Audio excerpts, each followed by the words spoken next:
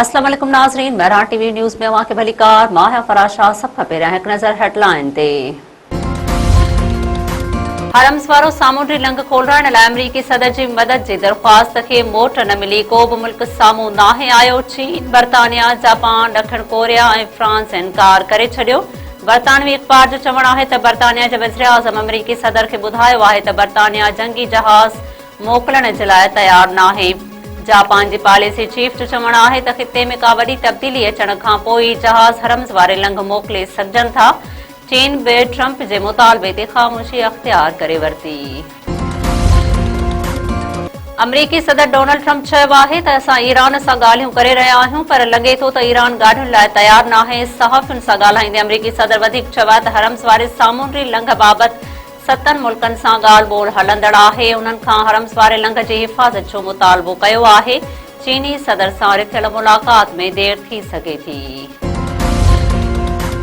Trump इंतज़ामिया हरम्स वारे सामूंडी लंघ मां गुज़रंदड़ जहाज़नि जी हिफ़ाज़त लाइ घणी मुल्की इतिहाद जे ऐलान जो मंसूबो जोड़े वरितो। अमेरिका अख़बार पंहिंजी रिपोर्ट में चयो आहे त ट्रंप इंतज़ामिया तरफ़ां हलंदड़ हफ़्ते इतिहाद जे ऐलान जो इम्कान आहे। केतिरनि ई मुल्कनि हरम्स वारे लंघ मां गुज़रंदड़ जहाज़नि खे सिक्योरिटी ॾियण लाइ इतिहाद ठाहिण ते इतफ़ाक़ कयो आहे। ईरानी पासदारन इनक़लाब अमरीकी सदर खे खुलियल चैलेंज ॾेई छॾियो। पासदारन इनक़लाब चयो आहे त अमरीकी सदर चयो हो त ईरान जे सामूंडी फ़ौज खे तबाह करे छॾियो आहे। ट्रंप हिमत करे अमरीकी नेवी ईरानी नौर में मोकिले। पासदारन इनक़लाब पंहिंजे बयान में वधीक चयो आहे त 10 साल अॻु तयारु कयल मीज़ाइल इस्तेमाल करे रहिया आहियूं। अञा उहे मीज़ाइल इस्तेमाल नाहिनि कया जेके जून 2025 खां पोइ तयारु कया विया हुआ।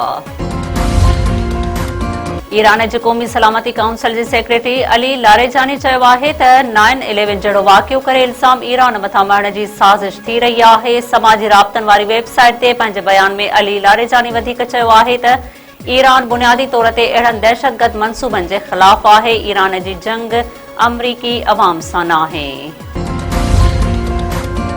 वॾे वज़ीर मुराद अली शाह कराची जे सिविल अस्पताल लाइ 50 अरब रुपयनि जे मास्टर प्लान जी मंज़ूरी ॾेई छॾी। मंसूबे तहत सिविल अस्पताल जे एराज़ी वीणी कई वेंदी। वॾे वज़ीर सईद मुराद अली शाह चयो आहे त सिविल अस्पताल कराची में मरीज़नि जे बिस्तरनि जो अंग 2142 मां वधाए 2642 कयो वेंदो। ज़बून हाल इमारत जी जाइ ते जदीद मेडिकल ऐं सर्जिकल टावर तामीर कया वेंदा। पंजाब जे शहर सादकाबाद में दुकान जी छत ड्रही पई, 8 औरतूं फोत, 50 खां वधीक ज़ख़्मी।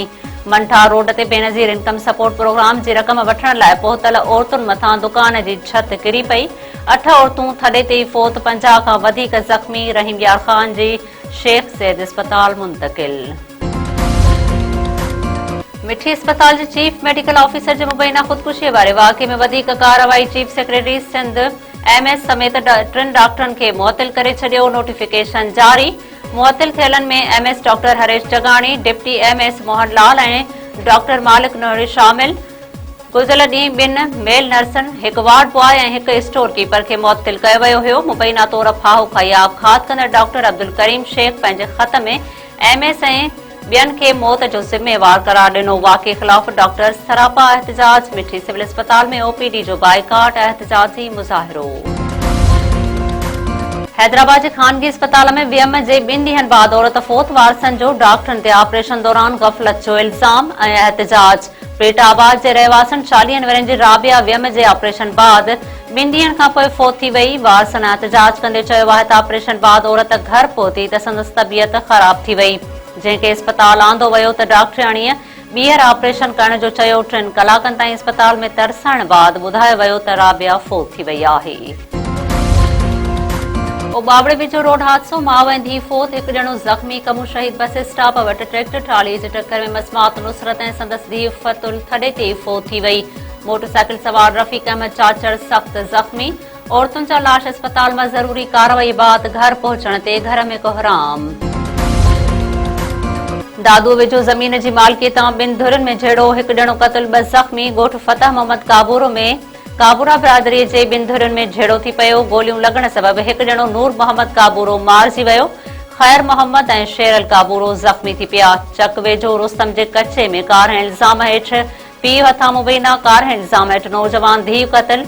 ॻोठ सोढो कमालाणी में मुमताज़ कमालाणी पंहिंजी नौजवान धीउ शहरिया खे 11 इल्ज़ाम मड़े कैद करण बाद क़तल करे छडि॒यो। लाश जी ॻोल्हा जारी।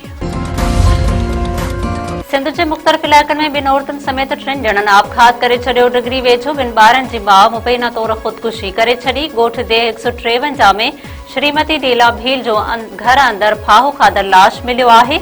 चेल्हार वेझो नौजवान नारी पारां मुबैना तौर फाहो खाई आपघात। ॻोठ फुलियो में 28 वरनि जी अंदरियां ज़ाल सितराम मेघवाड़ पंहिंजी ज़िंदगीअ जो ॾींहों उझाए छडि॒यो।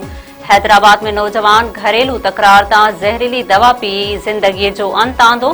कासिमाबाद वारे इलाइक़े में नौजवान अजय कुमार पारां मुबैना तौर आपघात। वारसनि में कोहराम।